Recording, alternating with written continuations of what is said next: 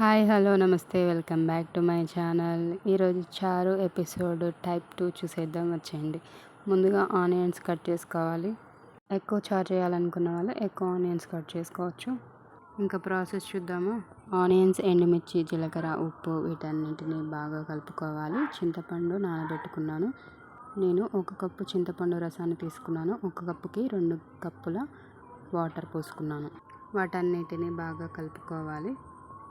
అంతే, ఇక చారు రెడీ అయిపోయింది. దీన్ని చారు అనొచ్చు, రసం అనొచ్చు, పచ్చి పులుసు అని కూడా అంటారు. మీరేమంటారో కామెంట్ చేయండి.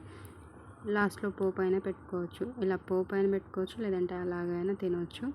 చాలా బాగుంటుంది. నేనైతే నార్మల్గానే తింటాను. నాకైతే చాలా ఇష్టం. అలా మా మమ్మీ చేసి పెడుతుంది. సెకండ్ మెథడ్లో ఇలా పోపు కూడా పెట్టుకోవచ్చు. ఈ ఎండాకాలంలో ఈ రసాన్ని డైలీ తిన్న తప్పలేదు. ఎంత బాగుంటుంది. ఇక మా అయాన్షి ఇప్పుడే లేసాడు, అందరికీ హాయ్ చెప్తున్నాడు. మా అయాన్షి కూడా ఇది చాలా బాగా నచ్చింది రసం. మీకు కూడా నచ్చినట్టయితే లైక్ చేసి సబ్స్క్రైబ్ చేసుకోండి. Take care, love you, bye, hope you all good.